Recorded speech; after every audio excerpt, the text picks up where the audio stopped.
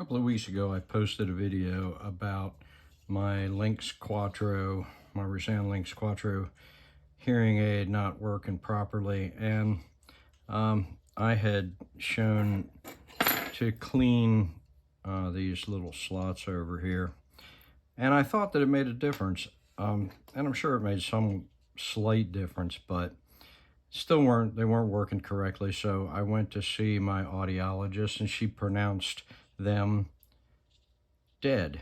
And I was pretty sure they weren't dead. The Bluetooth all worked and everything, and when I would scratch on the case, I could hear that plainly, just like always before. I just wasn't hearing sound good. So what I ended up doing was, she wanted to sell me new ones for, several $1,000s. So I'm going to show you how I opened my Linx Quattros up and repaired them. So the very first thing you have to do is you got to get a hold of this little piece right here, and you lift that up. It doesn't come up very far, and that releases the earpiece. So you can take that out and put that aside. Then the next thing you have to do is, I'm using this little pick here that I got at Harbor Freight, and I just put that into this little indent right here, and I give that a little bit of a pull, and it pops right open. And then you can somehow or another, this whole thing should come out. The whole deal. There it is. See that? Then you can take the case off. And here you got all the cool little internals of the hearing aid.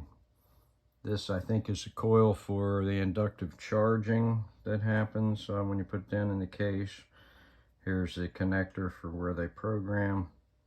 And yeah, kind of cool. So then you can lift this piece off very gently, because there's two little tiny clips up here that you don't want to break right there. And with it comes this piece of silicone. You want to get that out. And now we're down to looking at the microphones themselves. This is a microphone. There's a hole for it, and there's a microphone right here.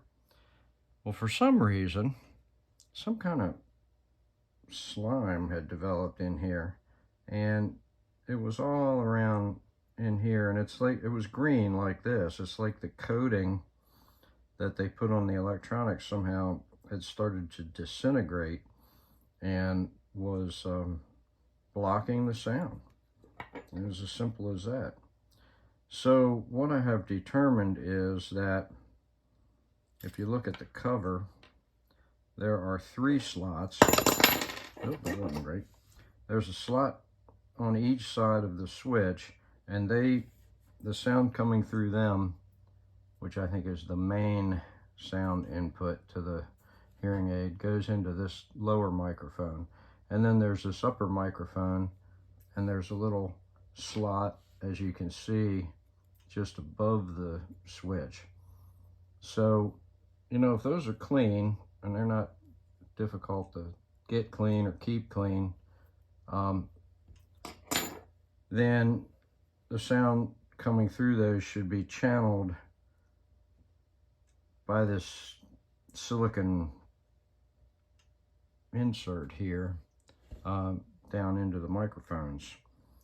So anyway, this sliminess that got on there, I just cleaned that off and put this thing back together, and it is 100% back to how it was when I first got it, as far as sound level and quality. So to put it back together, put the little cover plate back on with the switch, slip the top end in, push the bottom in, and clip it back together. It's that simple. And by doing that and cleaning that up very carefully, I probably saved myself $4,000. So I hope that this helps y'all. If it does, would you please subscribe? I don't have very many subscribers right now, and in order to get monetized by YouTube, I have to have 1,000 subscribers. So I'm hoping that the content that I provided to you guys is valuable. Thanks a lot.